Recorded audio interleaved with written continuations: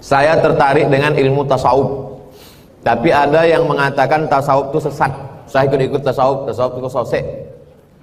Bagaimana ini Pak Ustadz? Sebetulnya kalau diurut-urut ke belakang dari sejarah, maka akidah, fikih dengan tasawuf itu hadisnya satu. Ketika Jibril bertanya, ma huwal iman, ma huwal islam, ma huwal ihsan. Apa itu iman? Dijawab Nabi, antuk minabillah wa malaikatihi wa kutubihi wa rusulihi wa yaumil akhir wa biqadri khairihi wa syarrihi. Itulah dia namanya ilmu akidah. Disebut juga dengan ilmu tauhid.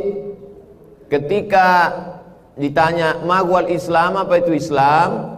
Dia jawab Nabi, anta syahada an la ilaha illallah wa anna muhammadar rasulullah wa tuqima shalah wa tu'tiya zakah wa tusumu ramadan wa tahujjal baita in istata'ta ilaihi sabila. Lahirlah fikih solat, fikih zakat, fikih puasa, fikih haji, rukun, syarat, wajib, sunat, makruh, mubah, sunat, muakkad. Lalu kemudian pertanyaan Jibril yang ketiga, ma wal ihsan. Apa ihsan itu? Anta abudallaha ka'annaka tara fa illam takun tarahu fa innahu yaraka. Kau sembah Allah khusyuk seakan-akan kau menengok Allah. Kalau kau tak bisa menengok Allah, maka Allah menengok engkau. Merasa selalu diperhatikan Allah namanya ihsan. Mensucikan hati, menghilangkan angkuh, menghilangkan sombong, menghilangkan takabur. Ilmu tentang wujud qidam baqa mukhalafatul hawadisi qiyamu bi nafsihi wa daniyah qudrat ilmu hayat sama basar kalam, ilmu tauhid namanya. Ilmu tentang rukun syarat wajib sunat sunan muakkad makruh mubah, ilmu fikih namanya. Sedangkan ilmu yang tentang masalah menghilangkan angkuh sombong setelah bersih hati diisi dengan zikir, tawadhu, qanaah, ridha, tawakal, zikir, namanya ilmu tasawuf. Orang-orang yang tak setuju dengan tasawuf itu sebetulnya dia pakai tasawuf juga, cuman casingnya dia robah namanya tazkiyatun nafs. Dia pakai tasawuf. Jadi apa namanya Ustadz? Tazkiyatun nafs. Tazkiyatun nafs artinya pensucian jiwa. Jadi sama lah macam orang, saya tak mau pakai baju buatan Indonesia, dibelinya Singapura. Padahal baju itu dibuat di Batam juga. Isinya sama. Tazkiyatun nafs artinya pensucian jiwa. Tasawuf itu asal katanya sofa. Sofa artinya suci. Kalau sudah suci, sofa, barulah sampai ke marwah. Orang tidak akan sampai ke marwah. Marwah sudah jadi bahasa Melayu. Kehormatan, kemuliaan. Maka di situ saya jawab. Saya mengajar mata kuliah hadis di kampus. Pengampu mata kuliah tasawuf di kampus saya namanya Ustadz Iskandar Arnel S2 dari McGill University, S3 dari Malaysia. Dalam mengajar mata kuliah tasawuf, dia buka kajian Ibnu Arabi dan Al-Ghazali. Datang ke UIN, Fakultas Usuluddin. Dalam menyikapi tasawuf terbagi dua. A, ekstrim kiri, menolak tasawuf sama sekali. Kata dia tak ada tuh tasawuf.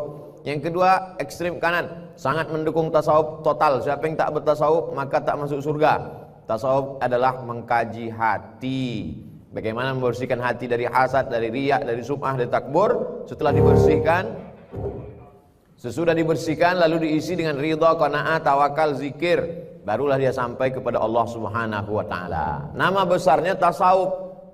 Di dalam tasawuf itu ada namanya thariqat. Nama besarnya hotel. Hotel apa ya? Surya. Hotel Surya. Di dalam hotel ini ada lagi namanya ruangan ini, convention hall, ada rumah, ada restoran. Nama besarnya tasawuf. Di dalam tasawuf itu ada namanya thariqat. Thariqat artinya jalan. Kebetulan yang menyusun tarekat ini namanya Imam Abul Hasan Syazili, disebut dengan tarekat Syaziliyah. Yang menyusunnya namanya Imam Bahauddin Naqsyabandi, disebut dengan tarekat Naqsyabandiyah. Yang menyusunnya namanya Imam Abdul Qadir Al-Jilani, namanya tarekat Qadiriyah.